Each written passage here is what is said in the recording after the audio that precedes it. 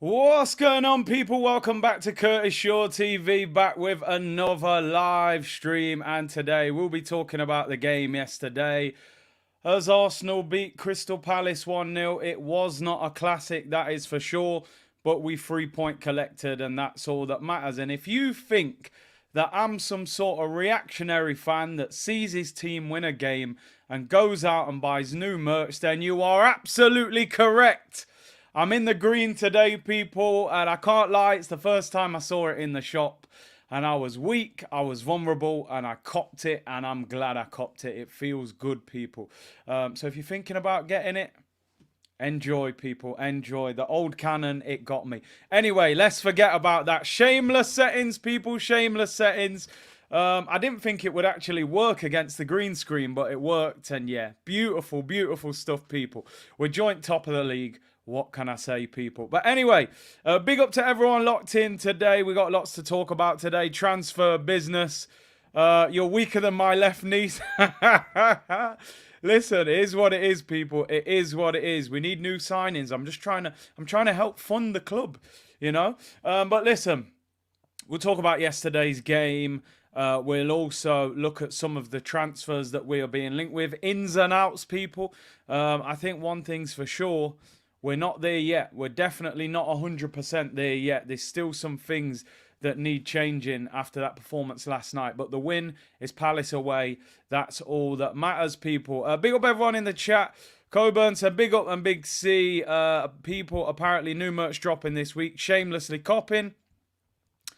Looks nice. Told you, Big C, it's not a bad kit. Yeah, it's not bad. It's not bad. The Armoury needs you in the same... Yeah, listen, the Armoury needs us, people. Provide for the Armoury. Winston, big up, Big C. That kit looks good on you. Jamaican link up. Big up yourself, bro. Curtis, I ain't buying no more merch. Well, within that next 5 minutes after I said it, that's for sure. Big up the C unit. Let's have a look. My bro had a trim with the new merch as well. Gotta do what you gotta do, people. Enjoy the wins and learn from the losses, people. That's what we have to do. And yeah, big up everyone locked in. C is the new Ty. Listen, Ty, you can't beat Ty. He's got everything. Headphones, the bottle, he's got all of it. Big up Blex, C unit business. Flames, you were disrespectful and harsh towards Tomiyasu. It was never a red card. He actually had a decent game. Flames, what I will say, red card, I mean, you're doing me in with a profile picture there. The red card, I can, now I've watched it fully, I will give you my honest reaction, right? But let me tell you this. In the first half in particular, he did something that is very difficult to do. In fact, you've got to be something of a genius to do this. He made Jordan Ayew look like a very good and a very dangerous player, especially in that first half. If you're making Jordan Ayew look like a very good player, then something ain't right with your performance, brother. Let me tell you that. So Tomiyasu's red card maybe wasn't a red card. I hear you on that. But for me, I don't think Tomiyasu had a great game. But we're going to speak about it in player ratings. I told you, this ain't butterflies and buttercups, people. We're not running for a forest. And I'm not going to tell you that every player had a great game and all our players are the best players in the world, people. Tomiyasu made Jordan Ayew look like a dangerous right winger. And Jordan Ayew is not a dangerous right winger, to be honest. AU serious. Ayew looking like Salah. I'm telling you, man. Jordan Ayew, that brother scores about half a goal a season. I know he didn't score yesterday, but boy, you made the brother look good. I seen step-overs and all sorts. It was wild. That's not fair, Curtis. Palace under the lights is different. Victory, great, but making Jordan Ayew look like that sort of ain't right with your performance. Do you know what? I'm gonna get straight into the player ratings. Big up SO who said, big up Big C. Holiday starts now from poolside in Barcelona. Lucky you, bro. Great city, Barca. Big up the family podcast. Big up Broads in the chat as well. Hope you're well, my bro. Tom Intool made him look like his dad, Marseille legend. I'm telling you, I don't know what was going on. The first 2 times he ran at him, went past him like he wasn't even there. But anyway, let's talk about last night's game. Then we'll talk transfers and all of that. This man had to get the green screen today. I was going to put Declan Rice. But I went with Saliba, both of them. Ash said Robbie initially rated Eddie a 9. I don't know. Listen, I haven't seen Robbie's player ratings yet. I can imagine every player gets at least a 7. I'm going to be honest. I wish Robbie was my manager when I played football because he gives out 7s when people don't even play well. Big up Robbie though, man. He gave Eddie a 9 apparently. I might have to drop him a message about that one. Let's talk player ratings. United goes. We're just quickly going to scoot through it. I don't want to take too long with it. We'll say a name, get into the comments, let me know what you think. Let's start with Aaron Ramsdale. I nearly called him Aaron Ramsey then. Well, I don't know what I'm thinking. Someone was talking about Ramsey yesterday in the comments. Daniel said, bro, if you heard what you said about Eddie, it's crazy. Robbie's doing the ratings backwards. Robbie gave Turner a 7.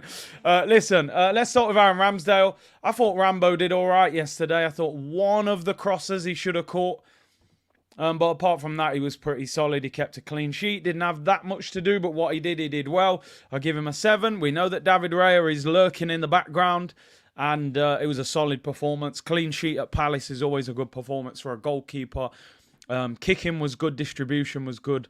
And he was, organising the back four. So big up Aaron Ramsdale, who gets a 7 out of 10. Good clean sheet. Keep them coming. Let's just get it out of the way. Takahiro Tomiyasu. Played at left back, got sent off. Let's break it down. The first one, Arsenal took over 20 seconds to take the throw-in. 3 different players had the ball in their hand. The third player had the ball in his hand was Tomiyasu. Tomiyasu only had the ball for 8 seconds but was booked. I think he got a yellow card based on what the team did. It wasn't Tomiyasu's time wasting, it was the team. You take over 20 seconds to take a throw-in, you're time wasting. I don't think it was Tomiyasu's fault though. So he sort of took one for the team there. The second one, when we were on the stream, I thought he might have tugged at his shirt. Having watched the replay, I think the contact is so minimal. I think he's been sold a raffle ticket by Jordan Ayew. I thought the referee was awful again. But we're here to talk about player ratings. Was it a red card? I don't think so. I think it's very soft. What I have to say is Jordan Ayew grabs Saka, pulls him to the floor 5 minutes earlier, doesn't get a second yellow. You're then sending Tomiyasu off for brushing the guy. So if you're sending off Tomiyasu, send off Jordan Ayew. Simple as that. But we're here to talk about player ratings, and I don't think Tomiyasu had a particularly good game. I'm going to be honest. He didn't look sharp. I'll give him a 5.5. I thought he was probably our worst outfield player. If I'm being honest, I thought Jordan Ayew was a constant threat to him. Went past him 2 or 3 times in the first half. Second half, he gets him sent off, whether it's soft or not. It probably shouldn't have been a red card, that's for sure. But, he's got you sent off. He's hustled the ref. There's no doubt about it. Number 1, he's not a left back. Yeah, he was sold a Drake car park ticket. You know, what kind of idiot would buy a ticket to a Drake concert only to find out it's in the car park? Just silly behaviour. I know what you're all thinking, but we won't say it. He's not a left back, and he's not in great form, and he's probably not match fit either. You're not managing him properly, in my opinion. Should he be playing at left back over Kieran Tierney? No. Should he be playing over Zinchenko? No. Zinchenko, not fully fit. Kieran Tierney, can't even get a place on the bench. So, Tomiyasu gets a 5.5 for me. But you shouldn't be playing at left back. That is for sure. Thomas Partey. A new right back. What a right back. I thought he had a good game yesterday. I saw some people online saying they don't think he played that well. I thought he played well. I thought he did well against Mitchell. Eze was moving across that side. He won a number of duels. He's effectively playing 2 positions. I don't think people understand how difficult this job role is that Thomas Partey's being asked to do. Go and play centre mid in the pivot with Rice, and when we lose the ball, go and play at right back. I thought he had a good game. I'm giving him 8 out of 10. I thought he did really well, but I don't want to see him there. I don't want nothing to do with him at right back. You might get away with that against Crystal Palace. You might get away with that against Nottingham Forest. You ain't getting away with that against Man United, against Tottenham, against Man City. You'll get exposed. It doesn't work for me. It does not work for me, and you're just going to burn him out. You're asking him to do more running than's necessary. I thought he had a very good game, playing 2 positions, was quality on the ball. Could have given away a penalty, but didn't manage to get his leg out the way. I thought he was excellent. I thought he played really well. Do I want to see him there? Absolutely no chance do I want to see him there. I thought he didn't fancy the new kit. I hadn't seen it in person, saw it in person, and I crumbled. Bear in mind, we won last night. Elliot, I did message you back, bro. Check your messages. Let's get into the 2 centre-backs. Benny Blanco, a.k.a. Ben White. He was being booed at times yesterday. Former Brighton player. Brighton and Palace are rivals. I thought Ben White had a good game yesterday. Thought Ben White played well. I'm going to give Ben White 8 out of 10. You go to Crystal Palace, you're down to 10 men for over 20 minutes. You're playing a back 3 that you haven't really played since you've been at Arsenal. And I thought we were comfortable. We went down to 10 men. I never really felt nervous. I thought we handled business. We won our headers. I thought Ben White had a good game as well. I do think he's better at right back for us, if I'm being totally honest. I thought he was solid. I thought he was solid yesterday, Ben White. So I give him an 8 out of 10.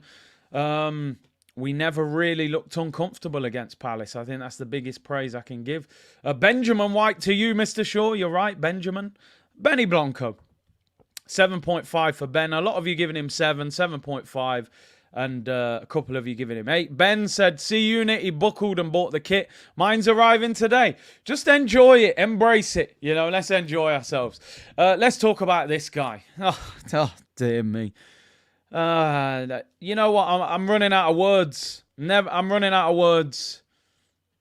He's the best centre-back we've had since Sol Campbell and Kolo Touré. That partnership. I'm convinced there's no one better. He's better than Vermaelen. He's better than Koscielny. He's definitely better than Pierre Mertesacker. Listen, I think we're better than Shkodran Mustafi, so we don't need to have that debate. He's outrageously good. I think he could play for nearly every team in the world. I think you're talking about now one of the best centre-backs in the Premier League. I was thinking about it this morning. You would probably say, if I was naming a top 5, I'm probably going maybe Van Dijk, Ruben Diaz, John Stones, maybe Varane, and then Saliba. Vardyol's just arrived. Thiago Silva, but you know, he was getting bullied a little bit the other day as well by Antonio. He is absolutely outstanding. As I said over the summer, one of our biggest signings is him renewing that contract, because I was convinced we had a problem. To get him to sign a 4 or 5 year deal, he's absolute. I know everyone refers to him as a Rolls Royce, but he is a Rolls Royce phantom. He is outstanding. I'm not saying he's better than Tony Adams. I'm saying he's the best that we've had since Sol Campbell and Kolo Touré in that team that we had there. He is absolutely incredible. You know, he actually made one mistake in the game. Got caught out by Jordan Ayew.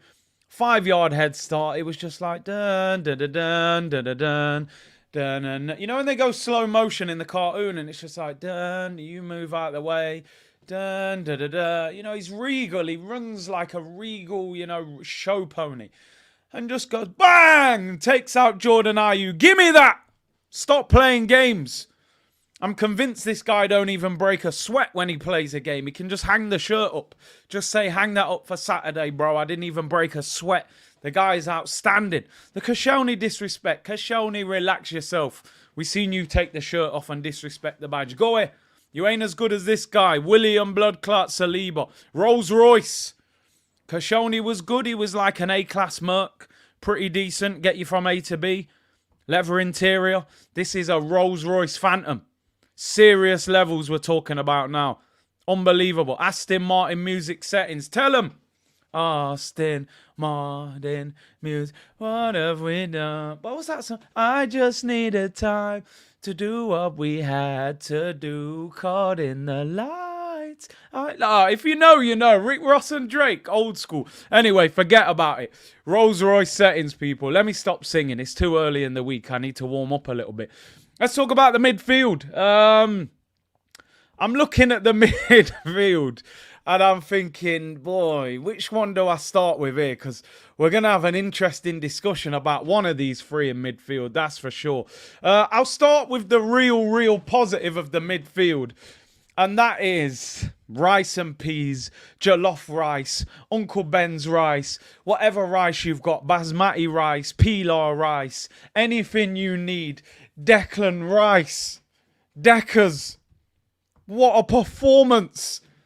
Moving like the English Gilberto Silva, spraying passes, shouting at Odegaard, like the captain without the armband.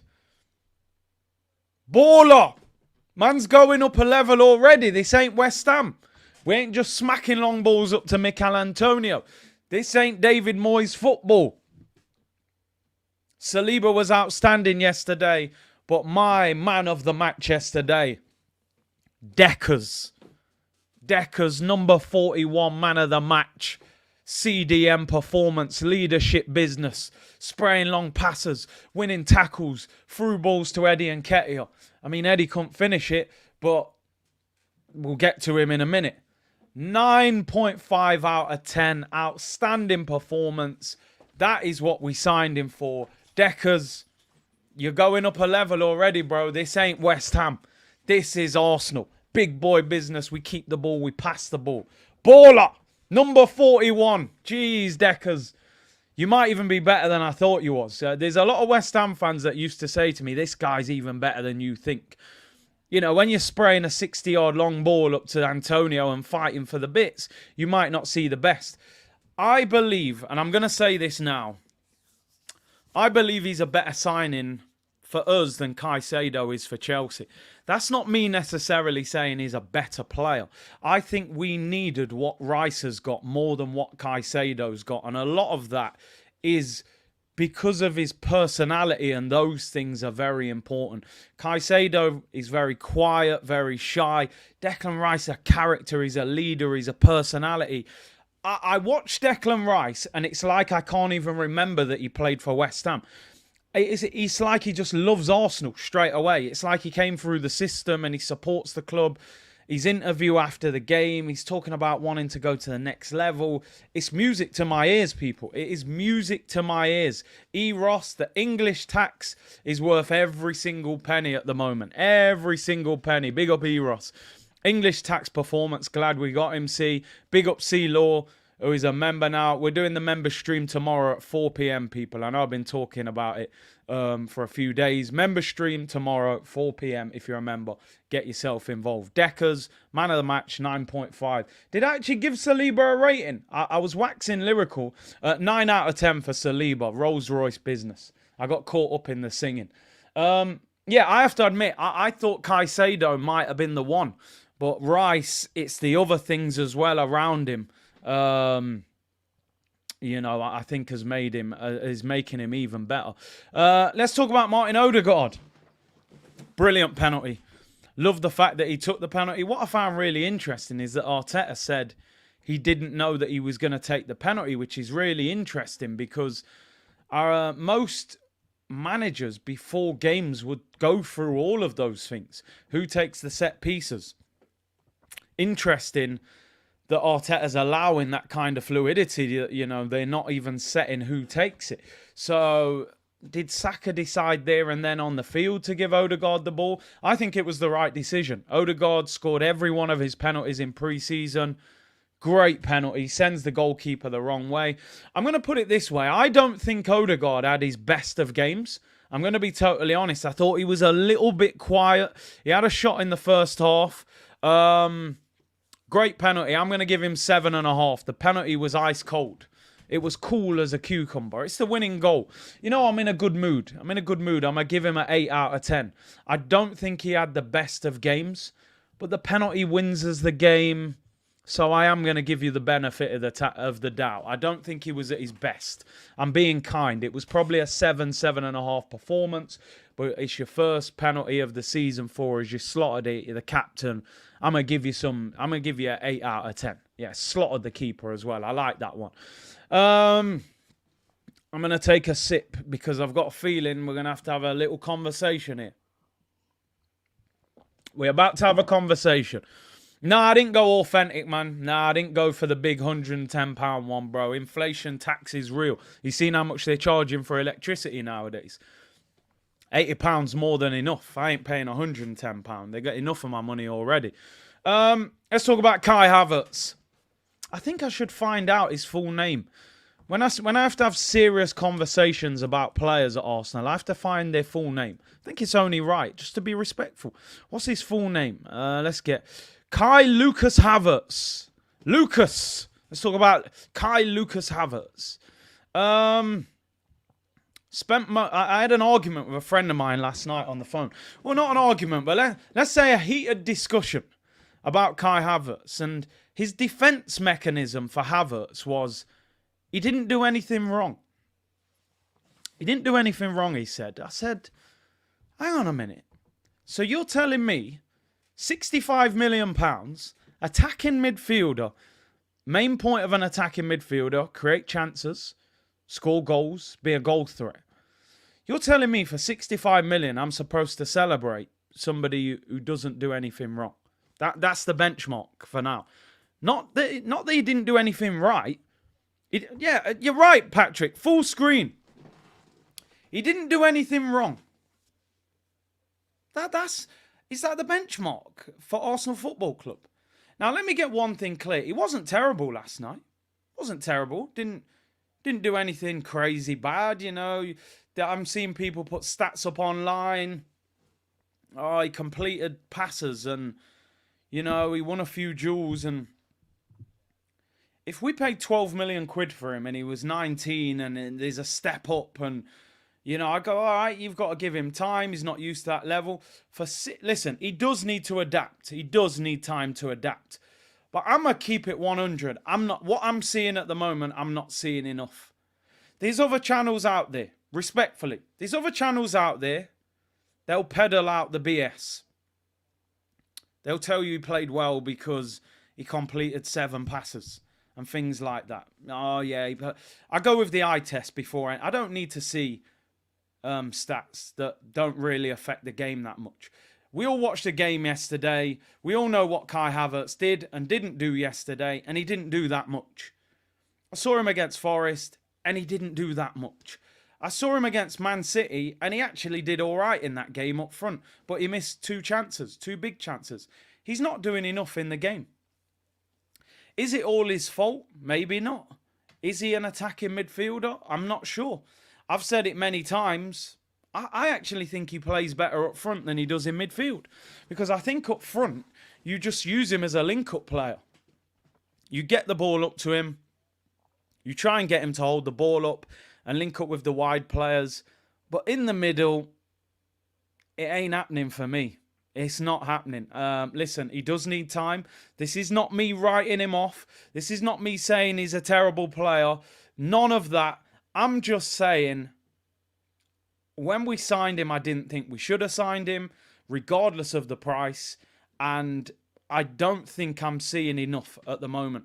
I don't think he did much yesterday. I don't think he did much against Forest. We can dress it up all we want. Oh, people are messaging me saying, oh, Havertz works hard. Havertz works hard.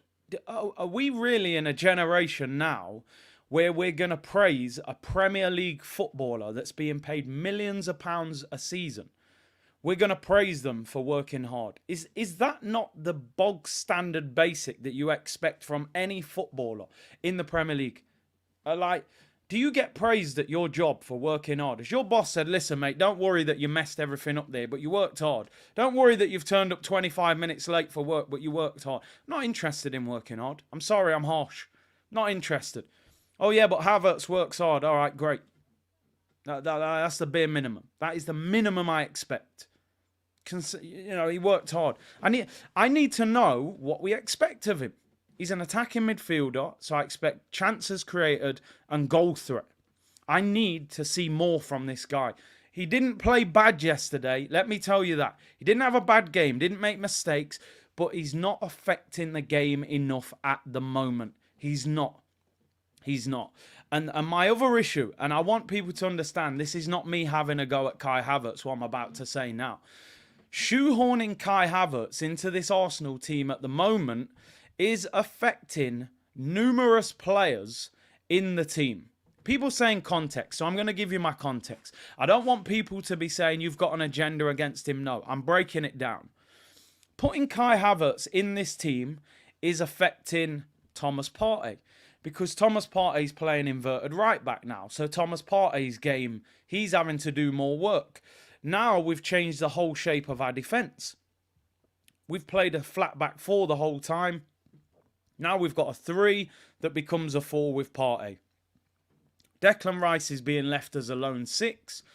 Odegaard's getting in attacking midfield positions next to Kai Havertz. So playing Havertz and Gabriel, who was arguably one of our best players last season, played 38 games, is on the bench.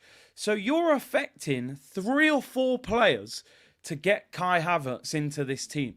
Now, if he's prime Robin van Persie, prime Alexis Sanchez, prime Dennis Bergkamp, prime Thierry Henry, I'll accept it, because you're an absolute world beater. So if you mess up 3 or 4 players, I might have to hold it. But let's be honest, you're not a difference maker at the moment. For me, I understand Mikel Arteta putting him in the team because he cost 65 million and you've got to justify the business. But I'm telling you at the moment, Havertz does not make Arsenal a better team. He might do in the future. I'm not writing him off. I understand he's trying to get him to find his confidence and find his mojo.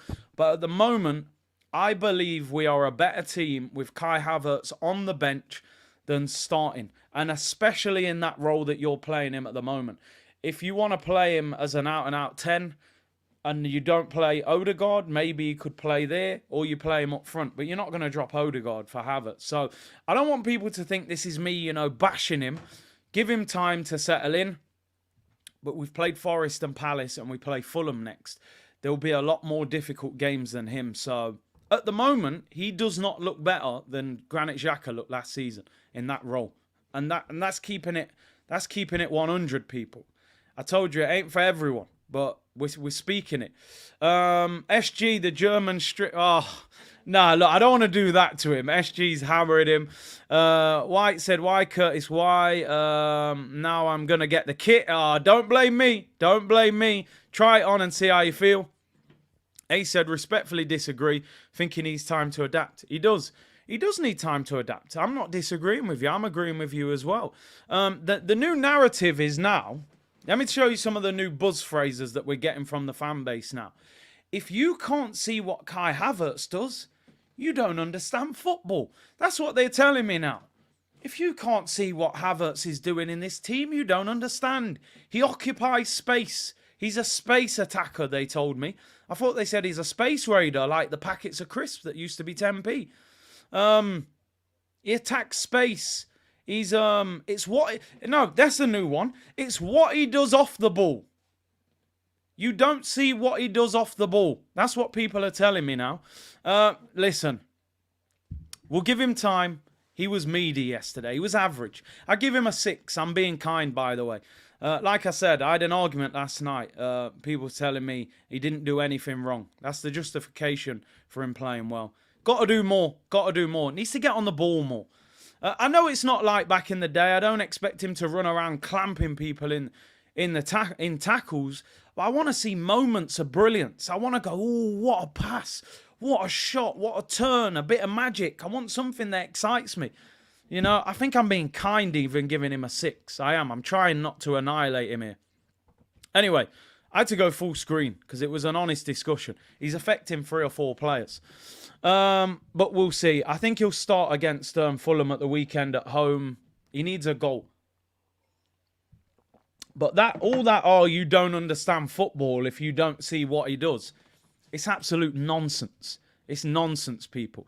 I'm convinced 99.9% of of people who watch the game understand what they're watching, and we are underwhelmed by what we are seeing.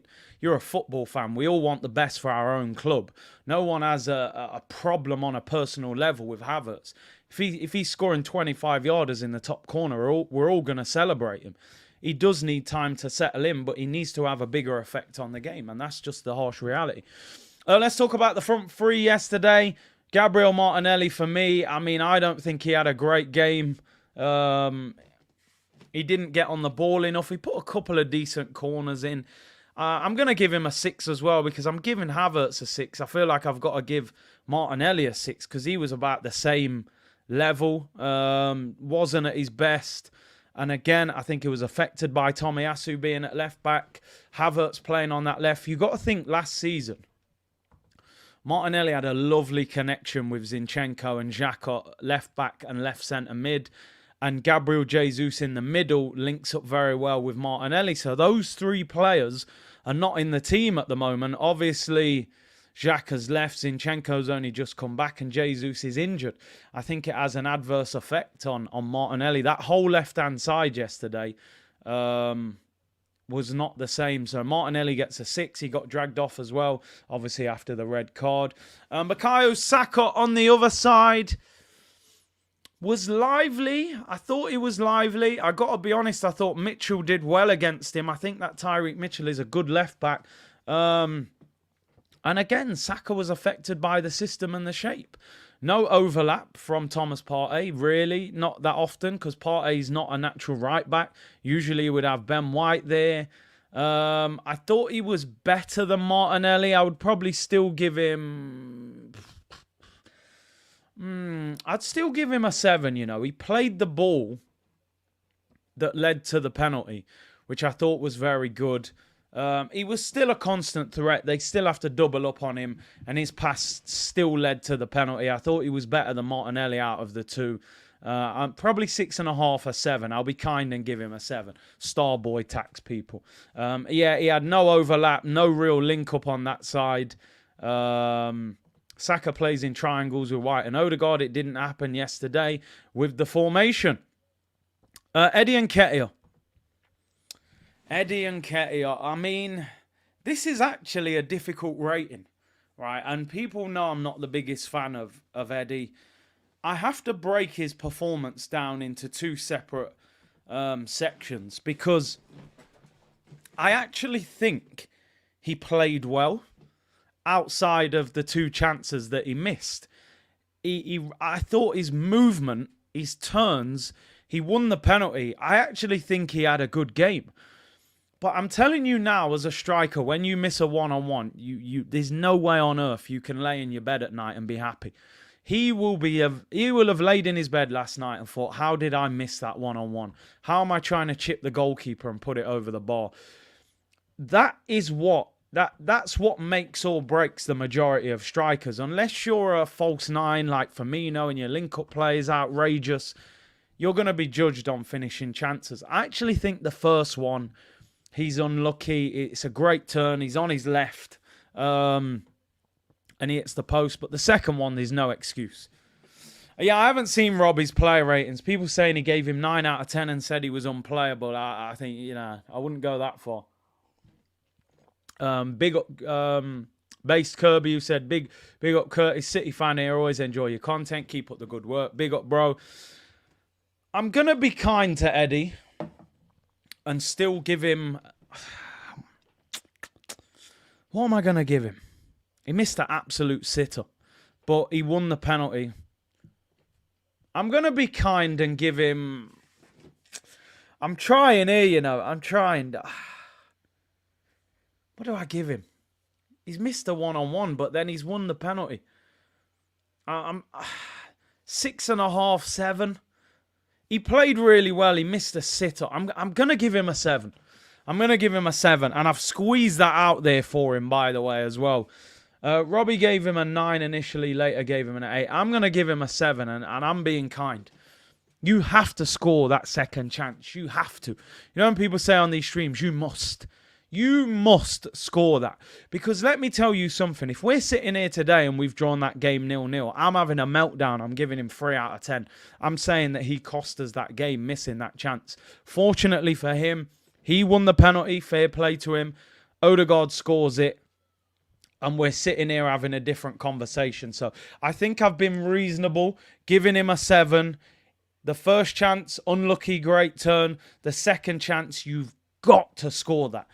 But he wins the penalty and we win the game. So I've balanced it. I think a 7 is fair. He had a good game. If he'd scored, I would have been giving him a high rating today, an 8 or 9. But those missed chances, you know, that's the difference between making it at the top level and not. African Giant, no troll, but these performances aren't sustainable. And listen, I know you're a Chelsea fan and big up for the super chat. But I agree with you. I agree with you. I just seen this on Sky. Pep Guardiola to miss all games till September due to undergoing back surgery. Haaland clapped him up for embarrassing him. The thing is, I think I saw something that he's going to miss the next 2 games before the international break. But the reality of the situation is, number one, Man City are a great team. They're well drilled. And their next 2 games are Sheffield United away and Fulham at home. So I think they win those games whether Pep's there or not. So I don't think we can cling to anything out of that. You know, Pep not being there, I don't think it's any problem. They'll still negotiate 2 wins. Let's quickly go through the subs. I'm going to skip through these real quick because I tell you what, who really impressed me off the bench yesterday. 2 players. We made 4 substitutions. I do feel sorry for Trossard and Smith Rowe not getting game time, but maybe the red card stopped him being able to use them. Number 1 was Jorginho. Completed all of his passes after coming on yesterday. I thought he played really well. Came on, kept the ball, maturity in midfield. I thought he brought a real calmness to us. And the other one is Gabriel. You know, there's rumours that Gabriel could go. He'll be frustrated that he's been dropped. And he was solid when he came on. He got the armband as well. And I thought he did really well. Shout out Kivior and Zinchenko as well. But I thought Gabriel and Jorginho really stood out. And yeah, Trossard must be sitting there at the moment going, I had a fantastic pre-season. And I cannot get a kick in this Arsenal team at the moment. Probably not too happy at the moment. But it is what it is. You know, this is football. And, you know, we've been calling out for a good squad. If we're winning the games, then that's all that matters. But like African Giant said, I think Mikel Arteta needs to take the positives, which is that we've won both games, but also look at it and say, the way we're playing, you can't maintain that at the top level. You can't play like that against better sides in the Champions League.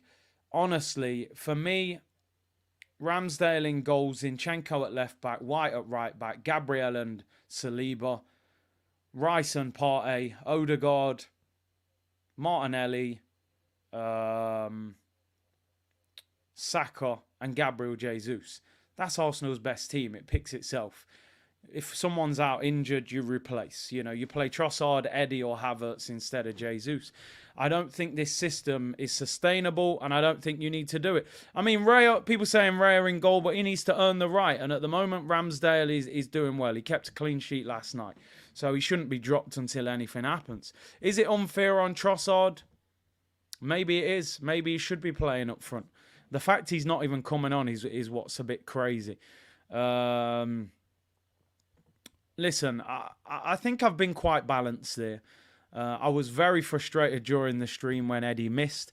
But, you know, just because I'm not a big fan of a player, I'm not going to give somebody a bad rating.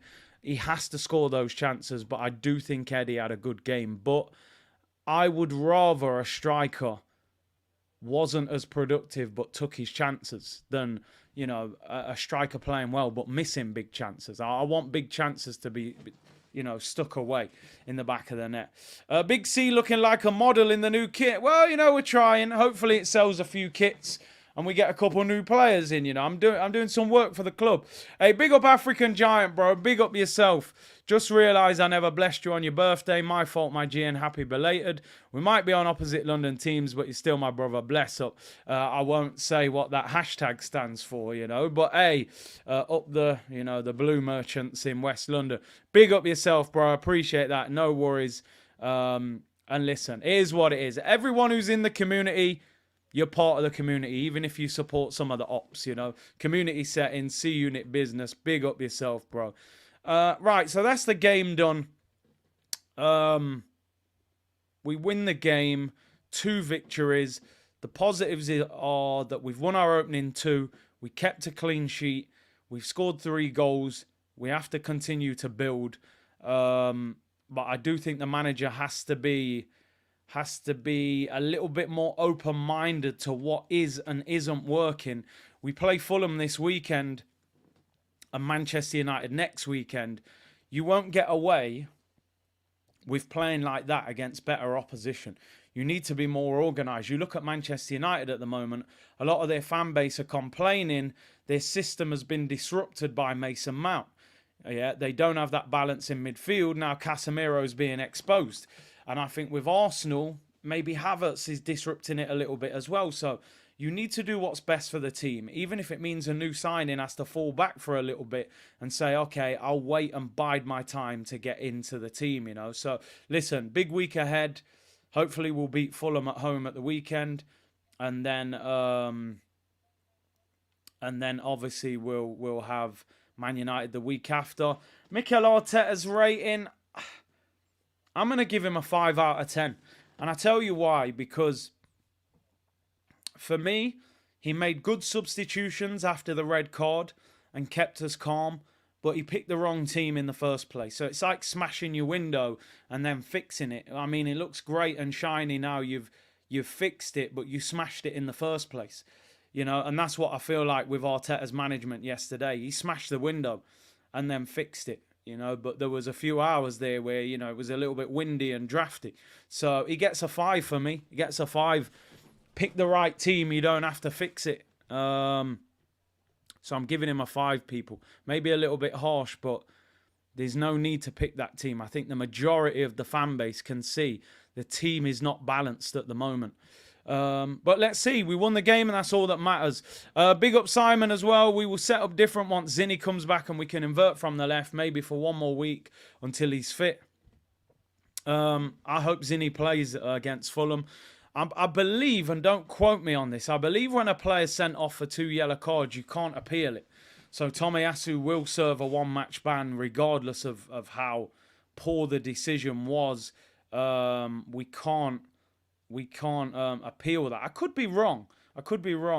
But I'm pretty sure that you can't appeal when it's 2 yellow cards. But listen, we won the game. That's the main thing. That's all that matters. He said, don't worry, it's a tax write-off. Todd Venmo'd be part of the spending money on the squad. Well, listen, I'm sure Todd's paying for everything else. He might as well. Big up Darren, who said, Big C, can I get a shout out for my birthday tomorrow? I've been with you since the start. Keep up the good work. Big up Darren Fripp on his birthday tomorrow. Have a good celebration. I'll be online, so I'm sure you might be in the chat tomorrow. Young Gunner, your analogies are quality. We try, my friend. We try, that is for sure. Anyway, let's move on. The game's in the bag. Let's talk transfers. Transfers in, transfers out. Shake it all about. You do the... Nah, listen, I'm joking. I was going to sing Okie Kokie, but we'll stop there. This one tickled me. And I hope this happens. Because I think it'd be quite funny. Sky Sports, Talk Sport as well. Everyone reporting this. It's all over online. Brighton have switched their focus to Arsenal midfielder Sambi Lokonga after talks with Lille over Carlos Baliba stalled. The move for Lokonga would be a loan initially. The reason I really want this to happen is because, one, friends with Brighton never paid off. We never got Caicedo, right? They never sold him to us. And if you think Sambi Lokonga's going to replace Caicedo, then, I would love to see that happen. I would really love to see that happen. So, yeah, they obviously haven't watched him much. What would be even crazier, though, that I was thinking about on the flip side is Brighton have a habit of turning, getting diamonds out of the rough. So it wouldn't surprise me. Maybe they will turn him into Yaya Toure, which is what they said he was when we signed him. So maybe they'll make him look like a monster down there. So I won't criticise him too quickly. They want him on loan with an option to buy. You've got to get him out the door. He was being linked with Burnley. That hasn't come to fruition yet. I think it's time to move him on. Interesting that nobody seems to want him on a permanent. Everyone's like, listen, we'll take him on a try before you buy thing. And nobody actually wants to pay any money for him. So, yeah, it looks as if Sambi Lokonga could be going to Brighton. Personally, I think that's a very good move for him. Interesting that they want him as their rivals with Crystal Palace. He was on loan at Palace. But let's see what happens with that one. I'd just be happy to get him off the wage bill at this point. Listen, him going to Brighton would be a positive because if he does well there, you've got two options. Number one, you can bring him back if he reaches a level that we require. Or number two, you sell him for decent money. So let's hope he goes there and does well. Big up Andrew said, Big C, I'm a Liberian in China, repping the community. I'm truly an ambassador. Big up yourself, bro. Big up yourself. Big up to Alexander who said just had an op and Big C is live helping with the recovery. Safe recovery, bro. Rehan, is Cedric still at Arsenal? I'm convinced at this point he's wearing the Gunnosaurus outfit at the Emirates on a Saturday because I haven't seen him. But yeah, he's still hanging around somehow and doesn't seem to want to leave. So Sambi Lokonga could be on his way to Brighton. I think we can all agree it's time to get him out the door. Vincent Kompany said he was this future star and doesn't want to take him on loan. So yeah, thanks a lot. Thanks a lot, Vinny. Anyway, let's talk about the headline story of the show. And that is regarding a man being labelled as the new Wayne Rooney. I love when they always label them as like the new something. You guys will know lots about him. I'm sure you've seen a lot of him. Evan Ferguson, 18-year-old striker who does play for Brighton, actually. Story came out last night. And I want to know your thoughts on this. That Evan Ferguson is Arsenal's top striker target for January or the summer. Apparently, Arsenal's top target to be the long-term solution up front, or the guy that comes in and challenges Gabriel Jesus. Now, I'm a little bit 50-50 on this. And I won't sing the Lamar 50-50 song again. I did it once. I think to do it a second time would be a bit too much. But Evan Ferguson, he's being compared to Wayne Rooney. They're saying that Brighton will want up to £100 million for him, which this is what I say, people, about Arsenal. Evan Ferguson last season scored 6 goals in 19 games. It was his breakthrough season. He scored 1 in 2 this season. So he's got 7 goals. Fair enough, it is the Premier League, it's not the French League. Balogun scored 21 and we're struggling to get 50 million. He's got 7 and they're talking about 100 million and he's 18. You know what I mean? They are literally the best-selling club in the Premier League. Listen, don't get me wrong. I like Evan Ferguson. I think there is potentially a top striker there. But if you're spending £100 million on a striker, I need somebody with a little bit more in the bag than Evan Ferguson. I would not pay £100 million for him. Don't get me wrong, I'd take him, but I'm not paying 100 M's for him. He hasn't done enough to be demanding that kind of money. If you're talking 50, 60, 70, Højlund, Man United just paid, 66, was it? 70 million for him. So I can understand him costing a lot of money, being that he's coming from the Premier League as well. But 100 million, not for me. Jason said 100 million, go about your business. I am going to sort out your thing as well. I've changed a few of the mods because there's a few people who've been in the community for a long time who've been banned by mods. And I'm not saying any mod has done it on purpose, but I'm very keen that we don't ban people, especially people who've been in the community for a long time. It may be an accident, of course. But Evan Ferguson, bro, it's not even English tax. He plays for Republic of Ireland. So it's Irish tax. Let's do a poll. First poll of the day. More polls than a strip club. Would you sign Evan Ferguson for Arsenal? I'm not going to actually quote the price. I just more want to know if he's a player that you would take. I believe you could get him for less than 100 million, being that it's Brighton, so probably not. But would you sign him? If Arsenal were going to spend big money on a striker, would you go for Evan Ferguson?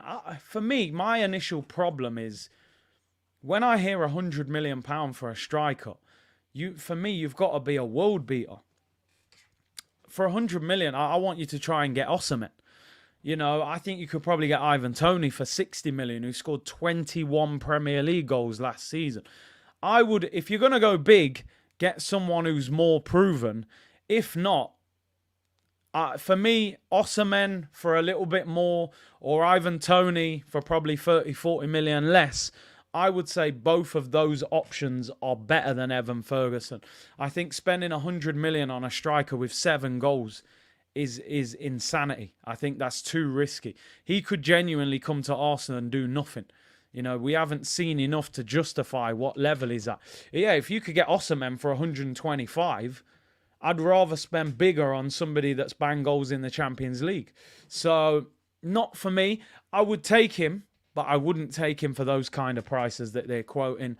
Lee Murphy said Toney is a better option by far. Elliot said Toney or Osimhen for me. 60 million, take it or leave it, Brighton for Ferguson. 60 million plus Lokonga. They like Lokonga, take Lokonga. Is Evan Ferguson better than Isaac or Isaac? We have seen Isaac now in the Prem. He's looking injury prone, people are saying. If he bags this season, he'll be... Listen, if he gets 20 goals this season, yeah, it'll cost 100 million, because 20 goals in the Prem at that age, in a good team, it will cost a fortune. Sin said we're never getting Osimhen. Why? Well, listen, I don't think we'll probably spend the money, but there's been rumours before that Osimhen would come to Arsenal, that he likes Arsenal. So I think we could get him if we were prepared to pay the money. Badir said Ivan Bloodclot Toney. I'm with you on that. 100 is it 100 million Jamaican dollars? Said SG. It better be. Simon said Ferguson is Brexit tax, and A said it's been the going rate for years compared with João Felix. Yeah, I hear you. João Felix cost over 100 million. I think there was just so much hype around João Felix at the time when Atletico signed him. There was genuinely people saying this guy's one of the best young players in world football at that time. So Kev said I'd rather pay 100 million for Matoma. Ivan Toney is a Liverpool and Arsenal fan, says Dial. He's actually a Liverpool fan, boyhood Liverpool fan. But obviously he was quoted in his interview saying that he likes the way Arsenal play football. Nimbo said I'd take Enciso. Even Solly March is decent. Solly March is one of these guys that I've just realised we never talk about him, right? You watch any programme this weekend in football, you watch any YouTube channel today, apart from an actual Brighton one, nobody will talk about Solly March. And this guy just goes about his business quietly. Last season, 7 goals, 7 assists. He's got 3 goals in 2 games already. He is a fantasy Premier League dream signing. Not too expensive. Will get you goals and assists. I think the unfortunate thing for Solly March is he's 29 years of age, because I genuinely think he could get a big move. He's been at Brighton all through the leagues as well. And he's a good player. I actually rate him highly. But I think he's a little bit...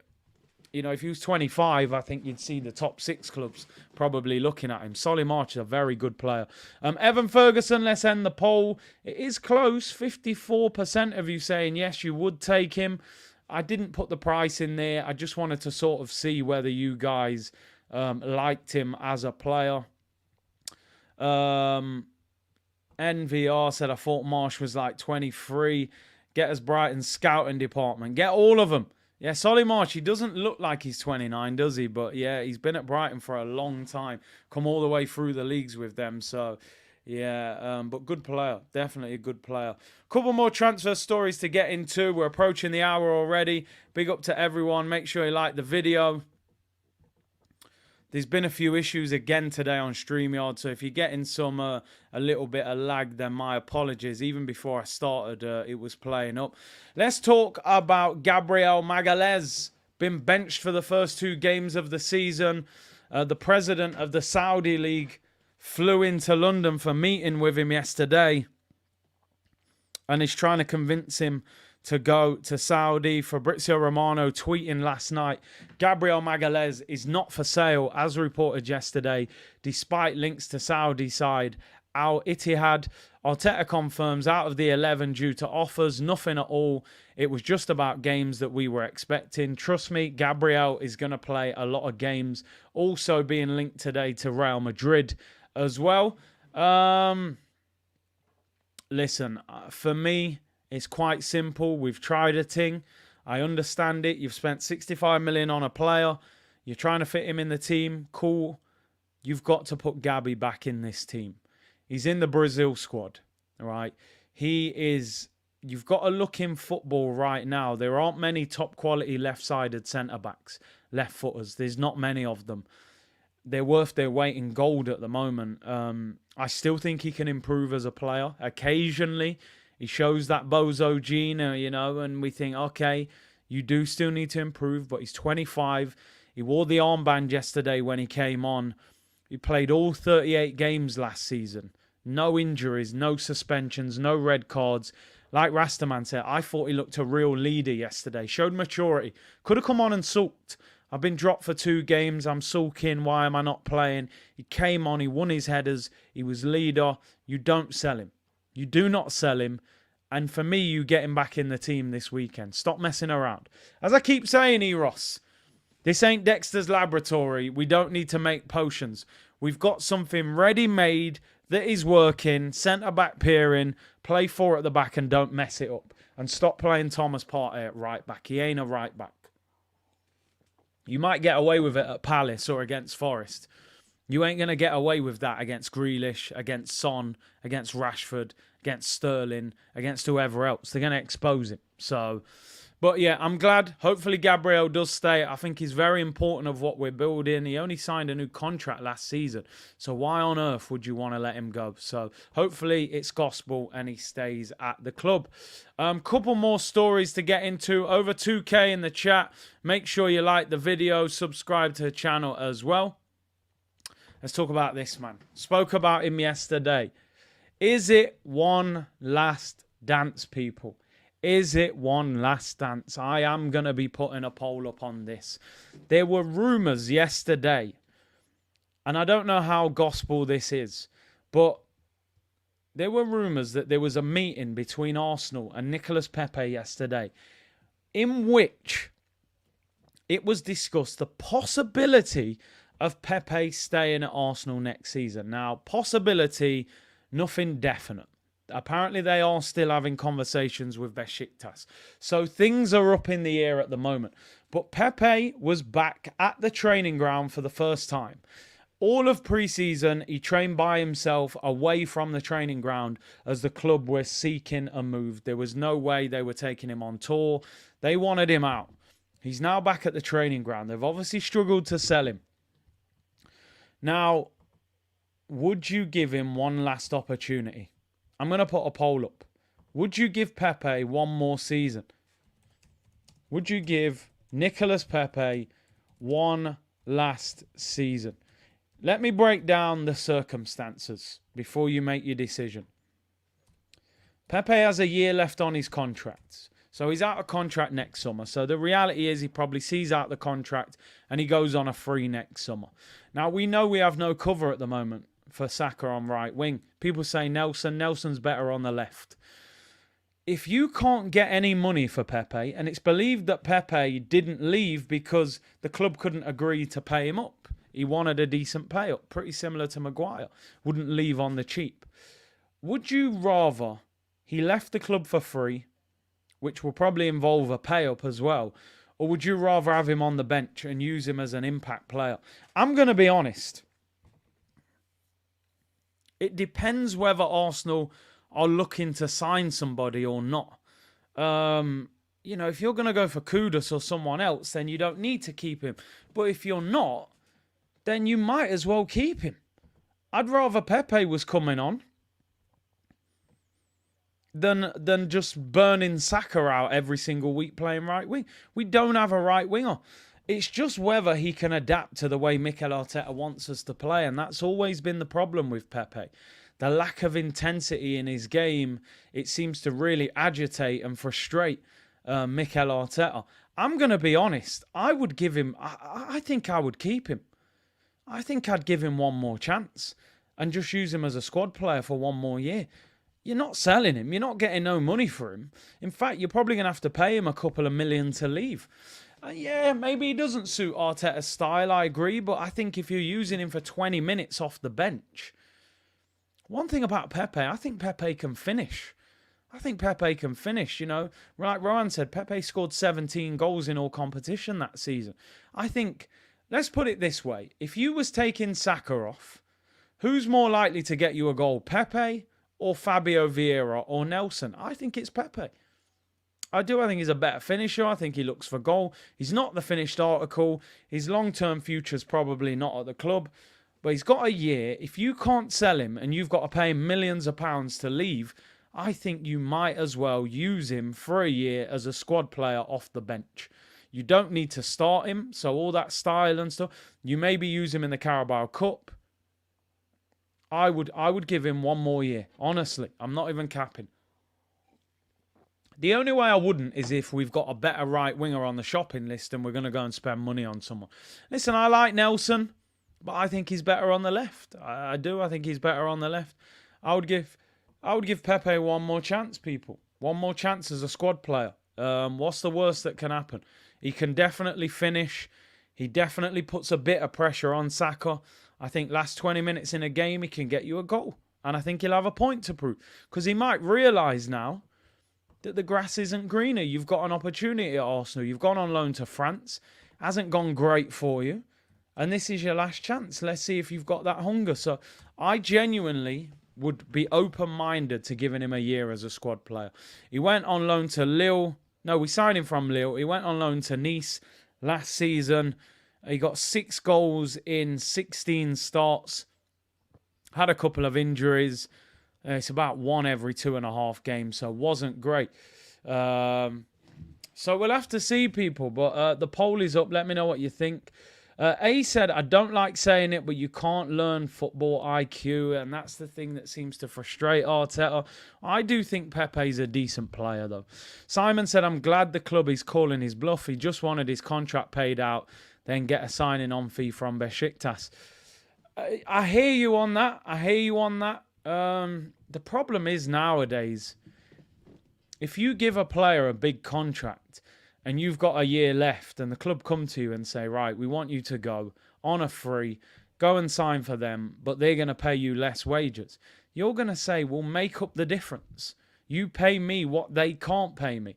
And then when they say no, you say, okay, I'm not going anywhere then. So it does look bad sometimes from a footballing point of view, but I also think we have to understand sometimes, why should a player walk out on millions of pounds that a club owes them? I saw a Man United fan the other day hammering Harry Maguire. I forget who it was.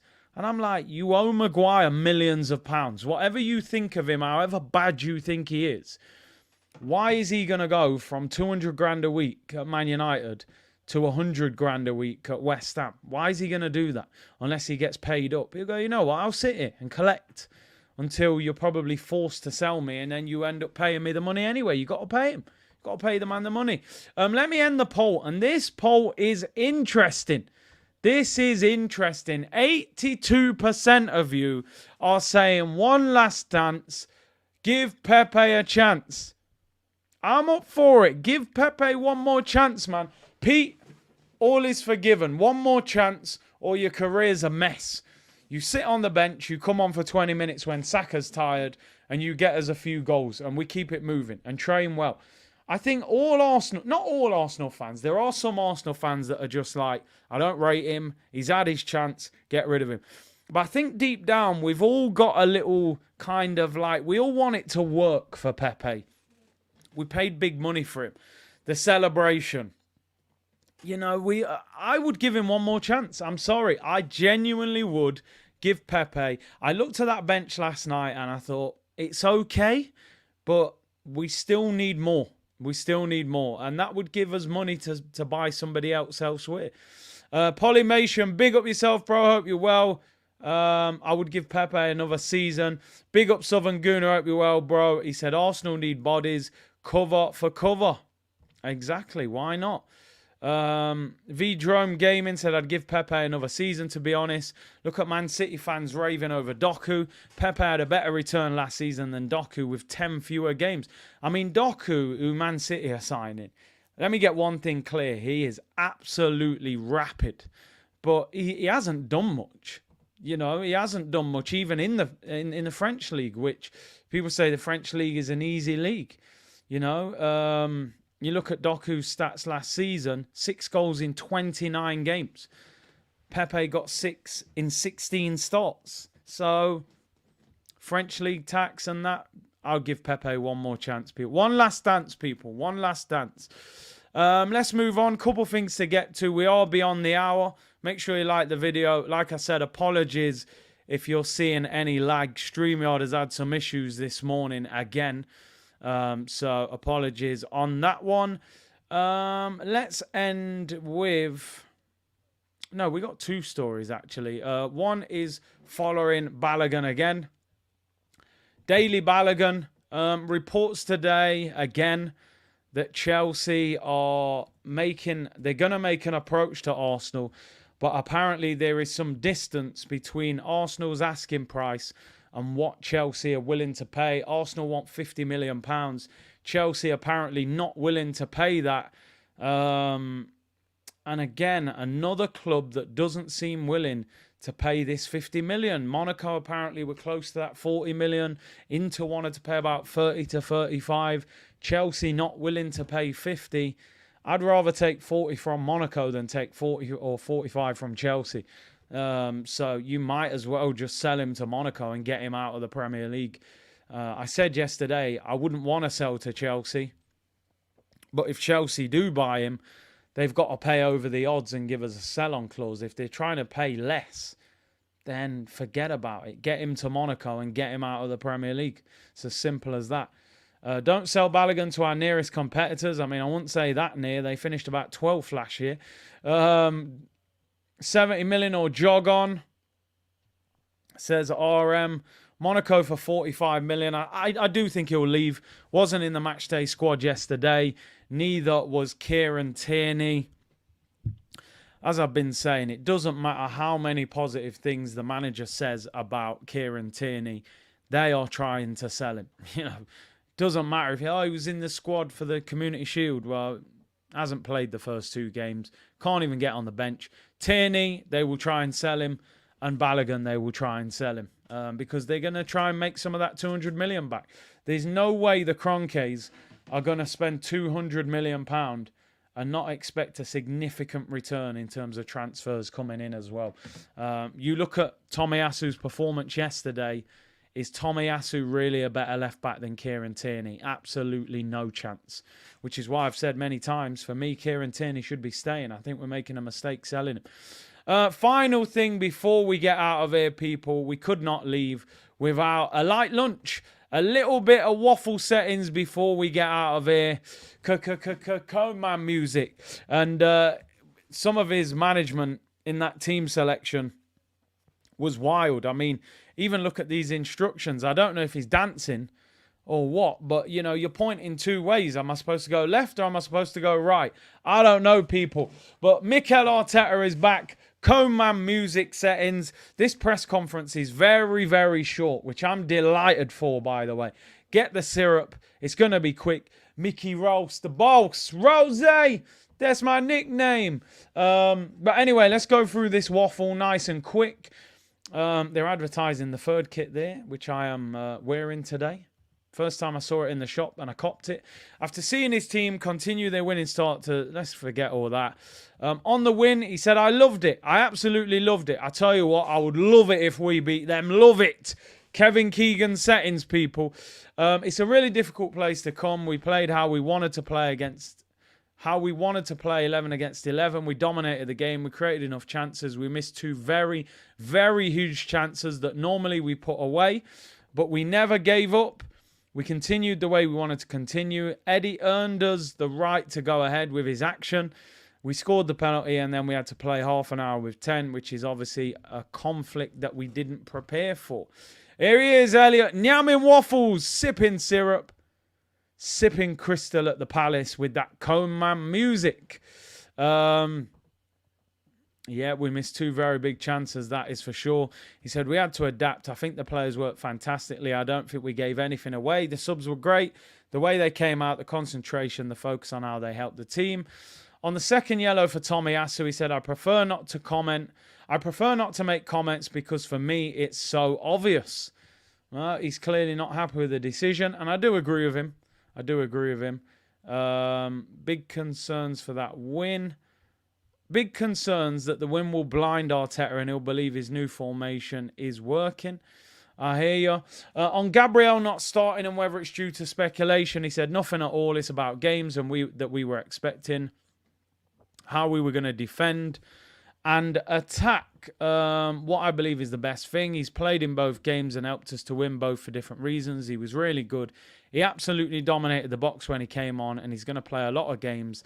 That's the decision. Sometimes, maybe he felt we could play 3 at the back because of the 2 teams we were playing against are quite defensive and that he didn't need 4 defenders, but I don't want to see that continue. I definitely think we need to go back to an original back 4 and put Thomas Partey back in midfield. On the time wasting rules, he said, for me, it's not an issue. It's the ref's call. They are consistent with that. They explained it. The only thing we are asking for is consistency. If not, we have to play with a stopwatch to understand what it is and what it's not. Actually, quite funny there. I'll give him that. Count Arteta hypnotising the press. Exactly. On Declan Rice's performance, I think it was great. He bossed the midfield, dominated the game. He was very influential, both attacking and defending. Today, he played a different position to last week because of what we expected from Palace and what we needed today. And I think he was really good. He played a little bit more defensive, didn't he? I thought he had a brilliant game. I had him down as man of the match, Declan Rice. On whether VAR is consistent on red card reviews, he said, I don't know. The decision is made. We are not going to change it. We adapted to it. Unfortunately, it made the game obviously much tougher. Normally, you drop points when you have to play in this league for 30 minutes away from home. To survive the way we did is not something that usually happens, but we are happy we overcame that hurdle. On whether Odegaard is the new penalty taker, he said, I have no clue. It's about the leadership of players and if they felt it was the right thing to do. For me, I'm fine. They have to make those decisions on the pitch. I was surprised like everyone else, but he scored, which is the important thing, and we won the game.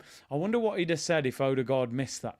And very interesting that they don't plan who takes the penalty pre-match when most clubs do. But hey, he scored. It was a good penalty, and Odegaard will probably be the penalty taker now. On the having the option of big, powerful players to bring on, he said, when you develop a squad, that's something that a squad has to be successful, win, and be consistently the best. That's something we're trying to do. That means different profile is needed, and we have to be very, very physical. We are capable of doing that. On whether we have come close to the level he wants yet this season, he says no, because we have to put the ball in the net more often, especially with the dominance we are having in the games. But that's the most difficult thing in football. So if you don't do that, you have to do the other part, which is be extremely solid. We were last week, and we were again today with the chances we conceded. Let's keep playing better and evolving like Pokemon, people. Keep evolving.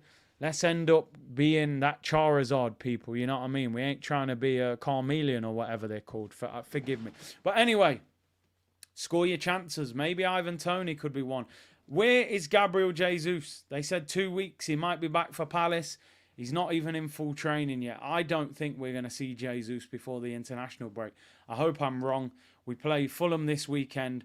Manchester United next weekend. Big up to everyone. We've hit 66k. Let's get 70k next. and then press on towards that 100k, people. We need you in that press room. Well, hopefully I'll be there for the tour again next summer, you know, but we'll see. People, I'm going to round up because the lagging is very annoying, and I suppose it's not great for viewing.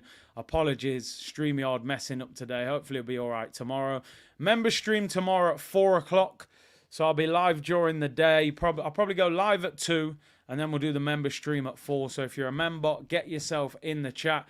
Big up to everyone who tuned in. We got great numbers on the watch along last night. Powerhouse settings. We're powering through YouTube, people. So big up to everyone for supporting. Enjoy the rest of your day. Member stream tomorrow at 4. Normal stream at 2. And I'll see you all tomorrow, people. Bless.